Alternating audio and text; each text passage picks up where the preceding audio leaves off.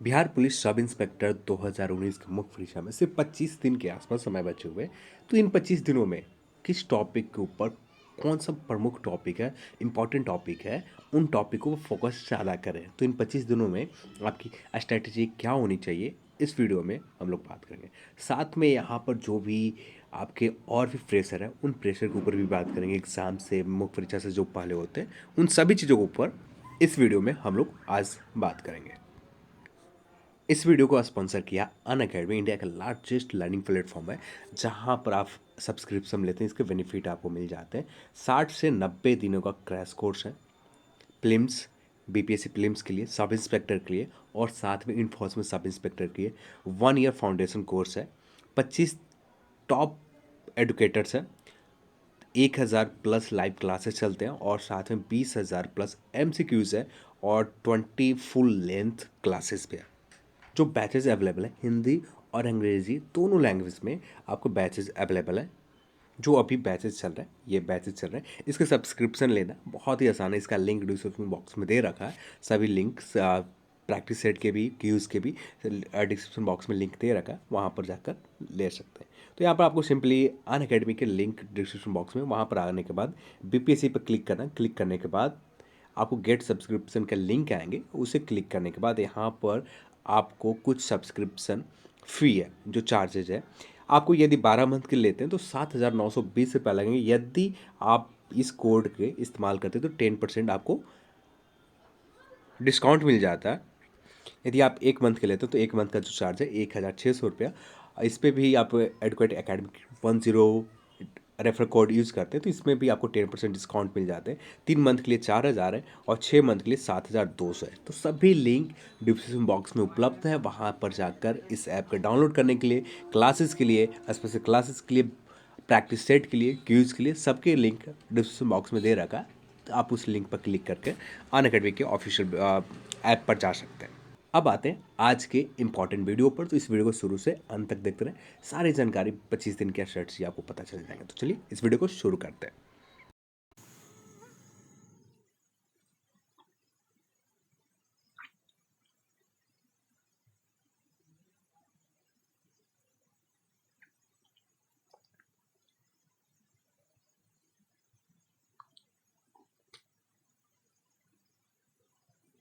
Bihar police sub inspector 2019 के मुख्य परीक्षा में सिर्फ 25 दिन से कुछ दिन ज़्यादा 29 नवंबर के मुख्य परीक्षा यानी मेंस एग्ज़ाम है।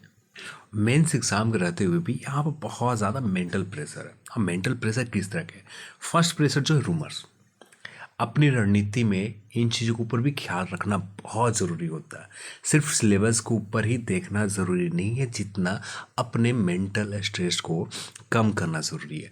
फर्स्ट जो सबसे बड़ी जो दिक्कत है रूमर्स की, कहीं से भी अफवाह आते हैं कि फिर से लॉकडाउन लगेंगे, जिसकी वजह से एग्ज़ाम पोस्टपोन किए जाएंगे। तो इस तरह के रूमर से आपको बचना है, क्योंकि यहाँ पर आप पूरी तरह से दिमाग में ये बात खोल कर ये डाल ले, किसी भी तरह से बिहार पुलिस सब इंस्पेक्टर 2019 के मुख्य परीक्षा फिर से आगे तिथि नहीं बढ़ाई जाएगी। जो डेट है यानी 29 नवंबर को ही आपको मुख्य परीक्षा यानी मेंस एग्जाम लिए जाएंगे। तो किसी भी प्रकार के रूमर से आपको यहां बचना है। सेकंड जो दिक्कत आता है कट ऑफ का प्रेशर। हर एग्जाम के कट ऑफ के प्रेशर हर अभ्यर्थी को होते हैं, पर यहाँ पर कट ऑफ के प्रेशर की वजह से आधा गलती हम लोग मेंस एग्जाम देते समय कर देते हैं। तो कट ऑफ का प्रेशर पूरी तरह से कम करना है, ज़ीरो पर लाना है और आप अपना सिर्फ 100% देने की कोशिश करें। आप अपना 100% दे रहे हैं तो आप पूरी तरह से श्योर रहें कि आपका एग्ज़ाम अच्छा जाएगा। जितना सोच रखा है उससे ज़्यादा बेहतरीन जाएगा। यदि आपने अपना 100% पूरी तरह से दे रखा है तो आप एक ही टॉपिक को कवर कर रहे हैं, पर 100% दे कर कवर कर रहे हैं, तब जाकर कोई दिक्कत नहीं है। आप आसानी से इस एग्ज़ाम को निकाल सकते हैं। मुख्य परीक्षा कोई मुश्किल काम नहीं है, अच्छे स्कोर कर सकते हैं, फाइनल मेरिट में आप जगह बना सकते हैं। इस वीडियो में मैंने कोशिश ये किया है कि ज़्यादातर आपने कवर कर रखा है जो आपको मेंस एग्ज़ाम तक एक अच्छे स्कोर तक पहुंचाने में मदद करेंगे। पर कुछ ऐसे टॉपिक हैं जहां से प्रश्न पूछे जाते हैं जो आपको फाइनल कट ऑफ के लिए यानी सिलेक्शन के लिए तो यहाँ पर मदद कर सके। उन टॉपिक के ऊपर हम लोग इस वीडियो में फोकस कर रहे हैं, तो चलिए उन टॉपिक के ऊपर बात करते हैं। एक बात और कहना चाहूँगा, जिनके पास फुल टाइम सिर्फ स्टडी के लिए ही है, आपको 24 आवर्स में 10 घंटा आप यदि स्टडी पर देते हैं यानी आपके पास कुछ काम नहीं है, आपके घर परिवार से पूरी तरह से फ्री है कि आपको कोई काम नहीं है, सिर्फ आपको पढ़ना है, तो आपको यहाँ पर 10 घंटा देने होंगे। यदि नहीं देना चाहते तो आप थोड़े से आगे फ्यूचर की कहानी सोच लें कि आपको 12 से 13 घंटे कहीं और किसी और जगह किसी कंपनी में या कहीं किसी चीज़ के ऊपर काम करने होंगे। आज आप किसी तरह से इग्नोर करके तो चले जाएंगे, पर कल आपको कहीं ना कहीं ये काम करना पड़ेगा। तो आप यहाँ पर ये दिमाग में डाल लें कि आप काम कहीं और करना चाहते हैं कि एक अच्छे पोस्ट पर जाकर अच्छे जॉब करना चाहते हैं। तो इसके लिए आपको पूरा पढ़ने के लिए समय दिया, और जिनके पास जॉब कर रहे हैं साथ में पढ़ रहे हैं, उनकी डेडिकेशन आप देख सकते हैं। जॉब के साथ साथ 4 घंटा ये पढ़ाई के ऊपर मेंस एग्ज़ाम के ऊपर भी फोकस कर रखे हैं। बहुत सारे ऐसे अभ्यर्थी हैं जिनसे मैंने बात की है, जिन्होंने अपने जॉब के साथ मुख्य परीक्षा की प्रिपरेशन भी कर रहे हैं। तो आपके पास तो पूरा टाइम है, पूरे दिन है, तो यहाँ पर सिर्फ 25 दिन देना है। तो आप 25 दिन तो दे ही सकते हैं, अपने पूरे 25 दिन 8 से 10 घंटे समय दे ही सकते हैं, क्योंकि आपको ज़्यादा एक ही टॉपिक को बार बार रिवीजन करना है, आपको रिजल्ट लेना है, आपको स्कोर करना है, फाइनल सिलेक्शन चाहिए। तो ये रिवीजन सेशन में आप एक चीज़ को इग्नोर करेंगे पूरी तरह से, बिहार स्पेशल कुछ भी नहीं पढ़ना है। यदि बिहार स्पेशल में आप पढ़ना चाहते हैं तो सिर्फ जनगणना और नेशनल पार्क, जितने भी पार्क हैं बिहार में, उन पार्क के ऊपर, और कुछ आप ज़्यादा से ज़्यादा आप देख सकते हैं यहाँ के इंडस्ट्रीज के ऊपर, और कुछ सेक्शन मॉडर्न हिस्ट्री। सिर्फ आपको यही कुछ सेक्शन को देखना है, बाकी सभी सेक्शन को पूरी तरह से इग्नोर करना है। यहाँ पर ज़्यादा प्रश्न नहीं पूछे जाते हैं। यदि एंसेंट हिस्ट्री से भी पूछे जाते हैं, जो आप लुसेंट में पढ़ते हैं वो कवर हो ही जाता है आपका। तो यहाँ पर स्पेसिफिक आपको बिहार से प्राचीन इतिहास को कवर करने की ज़रूरत नहीं है। सिर्फ आपको मॉडर्न हिस्ट्री, जो बिहार से स्पेसिफिक कुछ प्रश्न पूछ दिए जाते हैं, तो यहाँ पर आपको थोड़ा सा कवर करने होंगे। और यदि बात करें जियोग्राफी को, तो जियोग्राफी के ऊपर बात करें तो यहाँ पर नेशनल पार्क, आपके इंडस्ट्रीज के ऊपर और जनगणना से संबंधित प्रश्न पूछे जा सकते हैं। तो यहाँ पर इनके ऊपर ध्यान देना है, क्योंकि आप पिछले एग्ज़ाम में देखें तो यहाँ से प्रश्न नहीं पूछे गए, तो हो सकता है कि यहाँ से प्रश्न फिर से पूछे जाए। तो कुछ भी हम लोग ये प्रिडिक्ट नहीं कर सकते, प्रश्न नहीं आए, लगातार नहीं आ रहे हैं, तो पर इस बार हो सकता है कि पूछ दिए जाए, तो इनके ऊपर आपको ध्यान देना होगा। तो यहाँ पर बिहार स्पेशल मैक्सिमम चीज़ का आपको इग्नोर करना है। करंट अफेयर्स के ऊपर भी इग्नोर करना, क्योंकि आप 3 से 4 प्रश्न, यदि बिहार सब इंस्पेक्टर 2017 के मुख्य परीक्षा देखें तो 3 से 4 प्रश्न पूछे गए थे, और 3 से 4 प्रश्न के लिए पूरे ईयर 2020 का पूरा करंट अफेयर्स को रिवीजन तो नहीं कर सकते यहाँ पर, क्योंकि आपने किसी और एग्ज़ाम के लिए और इससे पहले लगातार पढ़ते आ रहे हैं। तो जितने भी करंट अफेयर्स के प्रश्न पूछे भी जाते हैं, जो आप डील कर लेंगे आसानी से, आपके पास ऑप्शन होता है। यहाँ पर नेगेटिव मार्किंग के ज़्यादा इफेक्ट, ज़्यादा आपका नुकसान नहीं होता है, तो आप यहाँ पर आसानी से आप डील कर लेंगे। एक चीज़ और आगे बढ़ने से पहले आपको क्लियर कर देना चाहता हूँ कि हिंदी के ऊपर आप ज़रूर ध्यान दें। हिंदी इंपॉर्टेंट रखता है, यहाँ पर 30% स्कोर करना है। जो फर्स्ट पेपर है, पेपर 1 है, ये हिंदी है, क्वालिफाइंग नेचर का है, तो 30% स्कोर करना है। पर ये आप ध्यान रखेंगे, यहाँ पर हिंदी ग्रामर के ऊपर ज़्यादातर फोकस ज़रूर करें। उसके बाद जो इग्नोर करना है, इकोनॉमिक्स को। इकोनॉमिक्स से प्रश्न यदि बात करें तो 3 से 4 प्रश्न पूछ दिए गए, पिछले एग्ज़ाम में 2017 के एग्ज़ाम में भी पूछे गए। पर स्पेसिफिक सिलेबस में बात करें तो सिलेबस में कहीं भी मेंशन नहीं है कि इकोनॉमिक्स से प्रश्न पूछे जाएंगे। तो इकोनॉमिक्स से आपने लुसेंट पढ़ रखा है पहले, तो ज़्यादातर आपने पढ़ रखा, तो इकोनॉमिक्स को यहाँ पर रिवीजन सेक्शन में इग्नोर करना है, क्योंकि यहाँ पर हमें ज़्यादा इंपॉर्टेंट नहीं लगता कि रिवीजन में इनके ऊपर ज़्यादा फोकस करें। तो इसीलिए मैंने कुछ ये 3 टॉपिक्स को रखे करंट अफेयर्स को रिवीजन सेक्शन में, यानी जो 25 दिन है, इन 25 दिन में समसामयिक घटनाक्रम को नहीं देखना है, बिहार स्पेशल नहीं देखना है। बिहार स्पेशल में सिर्फ आपको इंडस्ट्रीज के ऊपर देखना है, नदी के ऊपर देखना है और जनगणना के ऊपर देखना है। भारत बिहार की जनगणना जो है इनके ऊपर देख रहा है। नेशनल पार्क है बिहार में जितने, एक दो पार्क उनके ऊपर देख रहे हैं, और साथ में मॉडर्न हिस्ट्री के ऊपर आपको यहाँ पर बिहार से रिलेटेड सिर्फ देख रहे हैं और बाकी चीज़ों को इग्नोर करने हैं। अब बात करते हैं कुछ इंपॉर्टेंट सेक्शन जहाँ से प्रश्न रहेंगे ही रहेंगे। इन 25 दिनों में बात करें तो बहुत सारे लोग कह सकते हैं कि लूसेंट का कई बार रिवीजन किए जा सकते हैं, पर ऐसा पॉसिबल नहीं होता। सच में पूछा जाए तो ऐसा पॉसिबल नहीं है कि आप पूरे लूसेंट को 3 से 4 बार रिवीजन कर पाए। पर यहाँ पर कुछ टॉपिक को आप इससे पहले लगातार रिवीजन करते आ रहे हैं, क्योंकि आपके पास कई बार एग्ज़ाम डेट को स्थगित किए गए। पिछले एग्ज़ाम डेट आपको पता था अक्टूबर में 10 अक्टूबर के लिए जाएंगे, तो उसके लिए आपने लूसेंट के ऊपर रिवीजन के ऊपर ज़्यादा फोकस किया। मार्च अप्रैल में एग्ज़ाम थे, उसके लिए आपने रिवीजन के ऊपर फोकस किया। तो इन चीज़ों के ऊपर फोकस कर रखा है, आप लगातार पढ़ते आ रहे हैं। पर यहाँ पर कुछ स्पेसिफिक टॉपिक है, जैसे आपका अनुच्छेद। तो अनुच्छेद से प्रश्न, यदि आप अनुच्छेद को अच्छे से कवर करते हैं तो यहाँ से आपको अधिकांश टॉपिक कवर हो जाते हैं, क्योंकि अनुच्छेद में बहुत, आप किसी अनुच्छेद को कवर करते हैं तो साथ में उससे संबंधित कुछ पॉइंट है, उन पॉइंट को भी आपको पॉइंट आउट करना है और देखते जाना है। उनसे अनुच्छेद में कभी संशोधन हुए हैं तो उन संशोधन के ऊपर भी देखते जाना। तो इनसे आपका अधिकांशतः पॉइंट जो है पूरी लूसेंट इन आर्टिकल और अमेंडमेंट से ही कंप्लीट हो जाता है। आपको पार्लियामेंट में आगे बढ़ने की ज़रूरत नहीं है। अपॉइंटमेंट ये बहुत ज़रूरी है। अपॉइंटमेंट ऑफ कॉन्स्टिट्यूशन बॉडी जितने भी है, इनके नए अपॉइंटमेंट से प्रश्न पूछे जा सकते हैं, तो इनके ऊपर फोकस करेंगे। तो यहाँ पर बहुत सारे सेक्शन है। आप नगर पालिका फोकस कर सकते हैं, स्टेट विधानसभा फोकस कर सकते हैं। तो बहुत सारी चीज़ें उनके ऊपर फोकस कर सकते हैं। पर यहाँ पर जो मेन फोकस करना है आपको, आर्टिकल, संशोधन, पार्लियामेंट के तीनों सेक्शन, राष्ट्रपति, लोकसभा, राज्यसभा, ये तीनों को करना है। और उसके बाद बात करें अपॉइंटमेंट के ऊपर, जितने भी कॉन्स्टिट्यूशन बॉडी का अपॉइंटमेंट है, चाहे सुप्रीम कोर्ट हो, चाहे हाई कोर्ट हो, या नीति आयोग हो, जितने भी हैं उन सभी बॉडीज़ को आपको यहाँ पर, चाहे किसी जनजातीय आयोग हो या ओबीसी आयोग हो, इनके अध्यक्ष के ऊपर, अभी चेयरमैन कौन है, इनके ऊपर आपको फोकस करने होंगे।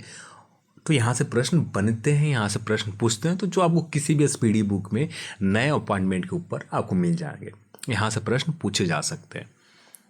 तो इनके ऊपर ज़्यादा फोकस करने संविधान में। वैसे पढ़ने के लिए बहुत कुछ है, पर उन चीज़ों के ऊपर ज़्यादा आप ये सेक्शन आप पूरे करते हैं तो इन सेक्शन से ही उन चीज़ों के ऊपर भी फोकस हो जाता है।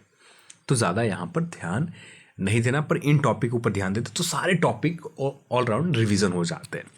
अब बात करते हैं भूगोल के ऊपर। जियोग्राफी के ऊपर बात करें तो जियोग्राफी में इंडिया के ऊपर ज़्यादा फोकस करने, इनमें ज़्यादा फोकस करने इंडस्ट्रीज़ के ऊपर। अब वैसे तो बात करें पूरे भूगोल को रिवीजन करना अच्छे से, क्योंकि आप बिहार सब इंस्पेक्टर में देखें तो अच्छे लेवल के प्रश्न पूछे जाते हैं। तो इतना समय नहीं है कि आपको 25 दिन में अच्छे से तरीके से यहाँ पर कवर किए जाएंगे, तो हमें रिवीजन करना है। तो यहाँ पर कुछ जो टॉपिक है, इंडस्ट्रीज, जोग्राफिकल, भारत के जोग्राफिकल जितने भी हैं आपका, चाहे पर्वत हो, चाहे प्राविधिक भारत हो, चाहे नॉर्थ प्लेन हो, तो इन दोनों के ऊपर आपको ज़्यादातर फोकस करना है। यहाँ पर पर्वत है, माउंटेन जितने भी हैं उनके ऊपर फोकस करने हैं, और यहाँ पर का जो वर्षा वितरण है, जो मानसून है, इनके ऊपर फोकस करना है। तो जोग्राफिकल पॉइंट ऑफ व्यू से आपको पूरे कवर करने हैं। यदि पॉलिटिकल आप इग्नोर भी करते हैं तो पॉलिटिकल में ये इंडियन पॉलिटिकल जोग्राफी में बात ये है कि यहाँ पर मैक्सिमम लोग मेहनत करते हैं, और वो अधिकांशतः पैटर्न की हम लोग देखें तो पॉलिटिकल इंडियन मैप से, पॉलिटिकल इंडियन जोग्राफी से बहुत कम प्रश्न पूछे जा रहे हैं। तो यहाँ पर रिवीजन के में इन्हें इग्नोर कर सकते, क्योंकि इससे पहले आपने पढ़ रखा है, जो आपको ऑप्शन से आपको काम चल जाएंगे, आसानी से आप फिगर आउट कर लेंगे कि कौन सा ऑप्शन सही होंगे। तो कुछ ना कुछ याद रहते हैं, पर यहाँ पर इनके ऊपर ज़्यादा फोकस करनी है। एनर्जी रिसोर्सेज, ये बहुत इंपॉर्टेंट है। यहाँ से लगभग चाहे नाम से संबंधित प्रश्न पूछ दिए जाए, जैसे ऑप्शन में आपको कुछ थर्मल पावर के दे दिए गए, और उनमें एक ऑप्शन में अलग ऑप्शन आ गया, एक पनबिजली यानी हाइड्रो पावर के ऑप्शन में आ गया। तो इनके ऊपर आपको कैसे फिगर आउट करेंगे, तो इनके ऊपर आपको थोड़ा नाम और साथ में वो षड्यंत्र जो है, परमाणु है या थर्मल पावर प्लांट है, तो ये आपको क्लियर होना चाहिए। जो आप पढ़ रहे हैं ये चीज़ कॉन्सेप्ट आप क्लियर करें, और यहाँ पर कॉन्सेप्ट के साथ किस जगह पर है ये भी आपको क्लियर करना है। तो यहाँ पर ज़्यादा फोकस करें। और यहाँ से लगभग 2 प्रश्न 3 प्रश्न पूछ दिए जाते हैं, तो बहुत इंपॉर्टेंट है। अब ये कट ऑफ भी डिसाइड करते हैं। और यहाँ से जो प्रश्न यदि पूछे भी जा रहे हैं तो करंट में ये न्यूज़ कहीं ना कहीं से न्यूज़ में बना रहा। ये जो नाम रहते हैं जो एग्ज़ाम में पेपर में पूछे जाते हैं नए में कहीं ना कहीं से न्यूज़ में बने रहते हैं। तो ये चीज़ आप करंट अफेयर्स पढ़ते हैं उनसे कवर हो जाते हैं। तो इन चीज़ों नाम के ऊपर आप ध्यान दें। आपका स्पेसिफिक जो बुक है उनके सारे नाम को आप ध्यान दें। तो यहाँ से इंपॉर्टेंट प्रश्न आपको बनते हैं। नेशनल पार्क से प्रश्न बनते हैं, बायोडाइवर्सिटी से प्रश्न बनते हैं। ये इंपॉर्टेंट सेगमेंट है। जो बाकी बचे हुए सेक्शन है तो इन सेक्शन के ऊपर आप मेहनत कर सकते हैं यदि समय बचता है तब। यदि समय नहीं आप बचा पाते हैं इन सेक्शन को 2 बार रिवीजन करने के बाद तो आप छोड़ दें, रहने दें, कोई ज़्यादा ज़रूरत नहीं है। पर ये सेक्शन बहुत इंपॉर्टेंट रखता है। आपको यहाँ से प्रश्न पूछे जाते हैं और वो हर बार पूछे गए। अब बात करते हैं हिस्ट्री से। हिस्ट्री से की बात करें तो यहाँ से सिंधु सिविलाइजेशन के ऊपर यानी सिंधु सभ्यता के ऊपर पूछे जाएंगे। रिलीजियस के ऊपर पूछे जाएंगे। जैन धर्म, बौद्ध धर्म, ईसाई धर्म, जितने भी रिलीजियस हैं सभी धर्मों के ऊपर कहीं से न कहीं से प्रश्न पूछ दिए जाते हैं। तो यहाँ पर सभी धर्मों को आपको ध्यान से देखने हैं। जैन धर्म और बौद्ध धर्म के ऊपर ज़्यादा मेहनत ये समझ कर नहीं करना बिहार से संबंधित है, पर मेहनत आपको करनी है। थोड़ा सा मेहनत करनी है पर करना है आपको मेहनत। पर और बाकी जो धर्म है, ईसाई धर्म, जैन धर्म, इन सभी धर्मों के ऊपर भी आपको देखने हैं। बौद्ध और जैन को छोड़कर बाकी जो धर्मों के ऊपर भी ध्यान देना है। अब इसके बाद आता है जनपद। जनपद काल में सभी के नाम, सभी की राजधानी तो यहाँ पर भी याद रखने होंगे। और वहाँ के शासक कौन थे यहाँ से पूछ दिए जाते प्रश्न, आपको ध्यान रखना है। यदि बात करें डायनेसिटी में जो यानी जितने एम्पायर हुए, मौर्य एम्पायर हुआ है, तो इनके ऊपर लगातार इतने प्रश्न पूछे जा चुके हैं। अब आजकल ट्रेंड हम लोग देख रहे हैं, बिहार के सभी एग्जामों में हम लगातार देख रहे हैं, तो यहाँ से प्रश्न गायब होते जा रहा है। यदि प्रश्न पूछे भी जा रहे हैं तो एडमिनिस्ट्रेशन लेवल के प्रश्न पूछे जा रहे हैं। तो उस समय के जो भूमि होते थे, सरकार भूमि को क्या कहा जाता है, इस तरह के प्रश्न पूछे जाते हैं। तो आप यहाँ पर ज़्यादातर यदि मौर्य हो या गुप्त वंश हो या सातवाहन हो, इनमें एडमिनिस्ट्रेशन लेवल के जो भी प्रश्न है यहाँ पर आपको ज़्यादातर फोकस करना है। आपको इनके ऊपर क्या इन्होंने क्या किया, कितने युद्ध लड़े, इनसे ज़्यादा आपको एडमिनिस्ट्रेशन लेवल के ऊपर ज़्यादा ध्यान देने हैं। और यहाँ से प्रश्न पूछे जा रहे हैं और लगातार बिहार एसआई की भी एग्ज़ाम है और यहाँ से प्रश्न पूछे भी जा सकते हैं। जो आपको लुसेंट से कवर हो जाता है, लुसेंट से बाहर आपको नहीं जाना है। संविधान के लिए भी आप सभी को बता दूं, लुसेंट से बाहर नहीं जाना। लुसेंट में जितना दिया हुआ है इतना काफ़ी है। आप लुसेंट को बस ये टॉपिक करने के बाद आपका समय बचता है तो बाकी सभी टॉपिक को रिवीजन कर सकते हैं, पर इन टॉपिक के ऊपर ज़्यादा मेहनत करें। अब बात कर लेते हैं यहाँ पर मेडाइवल। मेडाइवल की बात करें तो दिल्ली सल्तनत हो या मुगल एम्पायर हो, इन दोनों में फिर इसके बाद शेरशाह सूरी जो शासन काल आया, इनके समय का भी जो 5 साल पीरियड रहा, तो इनके समय में भी प्रश्न पूछे जाते हैं और अच्छे खासे प्रश्न पूछे जाते हैं और हर साल पूछ दिए जाते हैं। यहाँ सेक्शन, यहाँ इस सेक्शन से कभी भी इग्नोर नहीं किया जाता। तो यहाँ से प्रश्न 1 रहें 2 रहेंगे ही। तो इनके ऊपर आपको स्पेसिफिक फोकस करना है, आपको ईजी समझ कर छोड़ना नहीं है। अब मुगल एम्पायर, दिल्ली सल्तनत की बात करें तो यहाँ पर जो प्रश्न पूछे जाएंगे, और यहाँ पर शेरशाह सूरी के भी समय का जो पूछेंगे, तो एडमिनिस्ट्रेशन लेवल के ही प्रश्न पूछे जाते हैं। तो यहाँ पर भी आपको इन्हीं चीज़ों के ऊपर ज़्यादा फोकस करनी है। अब बात करते हैं आधुनिक इतिहास से। तो यहाँ के लिए आपके पास जितना लुसेंट में दिया हुआ है और उससे कोशिश करें हर पेज को लगातार जितना बार भी हो सके कई बार रिवीजन करें। और ज़्यादा मेंशन नहीं है, ज़्यादा पेजेस नहीं है, 15 पेजेस हैं। 10 पेज तो एंसेंट हिस्ट्री हो जाते हैं, 12-13 मेडाइवल के हैं, तो ज़्यादा पेजेस नहीं है लुसेंट में। बस उतना ही को आप यदि अच्छे से रिवीजन करते हैं बहुत काफ़ी है। अब बात करते हैं साइंस में। तो साइंस में यदि साइंस और इन्वायरमेंट से बात करें तो 3 से 4 प्रश्न पूछ दिए जाते हैं। इसके लिए भी आपके पास कोई स्पेसिफिक बुक लेने की ज़रूरत नहीं है। जो आपका भूगोल आपने ले रखा है, ज्योग्राफी का बुक ले रखा है, यदि महेश कुमार बड़माल है तो वहाँ पर भी एक छोटा सा चैप्टर है इन्वायरमेंट से रिलेटेड, वहाँ से आप देख सकते हैं, या कहीं से भी ऑनलाइन सोर्सेज से थोड़ा सा आपको देखना है, ज़्यादा आपको फोकस नहीं करना। जो 3 से 4 प्रश्न पूछे जाते हैं, और 3 से 4 प्रश्न जो भी होते हैं बहुत जनरल प्रश्न होते हैं जो आसानी से आपको ऑनलाइन सोर्सेज से आपको कवर हो जाते हैं। अब यहाँ से प्रश्न पूछे जा रहे हैं, आपको इनके ऊपर ध्यान रखना है। और साइंस के ऊपर बात करें तो साइंस के लिए आप सिर्फ स्पीडी, रेलवे के जो स्पीडी आपने पढ़ा है या लुसेंट आपने रखा, स्पीडी या दोनों में से कोई, लुसेंट, दोनों में से जो भी आपके पास उपलब्ध है, इन दोनों में से कोई भी बुक लेकर दोनों को कई बार रिवीजन करें। और यदि ज़्यादातर फोकस करने की बात करें तो आप बायोलॉजी को फोकस करें और फिजिक्स के ऊपर फोकस करें। केमिस्ट्री से प्रश्न पूछे जाते हैं, पर ज़्यादातर प्रश्न आपको बायोलॉजी और फिजिक्स से प्रश्न पूछे जाते हैं। इस बार हो सकता है केमिस्ट्री से ज़्यादा पूछ दिए जाए, कुछ भी हो सकता है, तो केमिस्ट्री के ऊपर थोड़ा सा कम ध्यान दे सकते हैं, पर इन 2 टॉपिक के ऊपर, बायोलॉजी और फिजिक्स के ऊपर ज़्यादा ध्यान देने, जिससे आपको कुछ भी प्रश्न आए तो यहाँ से प्रश्न ज़्यादा आने की संभावना भी है। अब बात करें लास्ट सेक्शन मैथ की, तो मैथ से और रीजनिंग की बात करें तो मैथ और रीजनिंग के लिए आप प्रैक्टिस सेट में कर रहे हैं, जितना प्रश्न दिया हुआ है प्रैक्टिस सेट में सिर्फ उतना ही भी अच्छे से कर लिया आपने, कर रखा है आपने, तो ज़्यादा दिक्कत नहीं होगी। तो इसके लिए आपको अब भी कोई स्पेसिफिक प्लान बनाने की ज़रूरत नहीं है, और यहाँ पर कोई रिविज़न में इन्हें स्पेसिफिक ज़्यादा समय देने की ज़रूरत नहीं है। प्रैक्टिस सेट में जितना दिया हुआ है सिर्फ उतना पर ही आप ज़्यादातर फोकस करते हैं, काफ़ी है, और अच्छे से प्रश्न यहाँ से डील कर सकते हैं इन 2 सेक्शन के लिए, मैथ और रीजनिंग के लिए। तो इनके लिए कोई स्पेशल प्लान बनाने की ज़रूरत आपके पास नहीं है। फिर से एक बार आप सभी को दोहरा देता हूँ, ये जो टॉपिक मैंने बताया ये इम्पॉर्टेंट टॉपिक है। ये सिर्फ यहाँ से लगातार मैक्सिमम लोग इग्नोर करके चलते हैं, इस वजह से मैं फिर से आपको मेंशन करके स्पेशली फोकस करने के लिए बताया। इन टॉपिक से प्रश्न पूछे जाते हैं, और इन्हीं से आपका फाइनल कटऑफ जो है इन्हीं सेक्शन से ज़्यादातर डिसाइड होते हैं।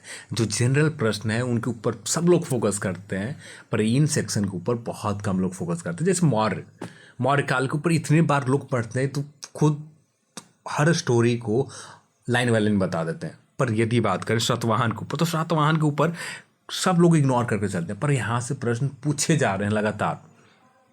सातवाहन के ऊपर बात करें तो फिर इसके बाद बात करें गुप्त काल में, गुप्त काल के ऊपर भी प्रश्न अच्छे खासे बन जाते हैं। तो इन गुप्त काल सातवाहन समय के इन दोनों के सेक्शन के ऊपर प्रश्न ज़्यादा बनते हैं, तो इनके ऊपर ध्यान दें। और इसके बाद आपका रिलीजियस के ऊपर प्रश्न पूछे जाते हैं, जो मैंने मेंशन कर रखा है।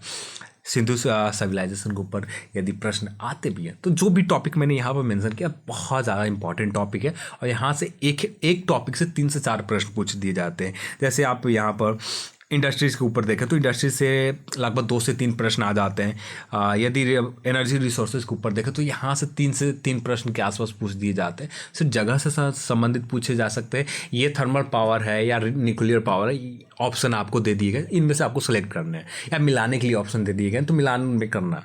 तो जो आपको क्लियर नहीं होगा, आप जो पढ़ रखा ये थर्मल पावर थे या न्यूक्लियर पावर प्लांट थे, तो ये आपको क्लियर नहीं है, तब आप कैसे डिफाइन करेंगे कि आपको फाइंड आउट करेंगे कि कौन सा पावर है, जो आप गलत कर कर आ जाएंगे। तो इन चीज़ों के ऊपर आपको ज़्यादा फोकस करना है।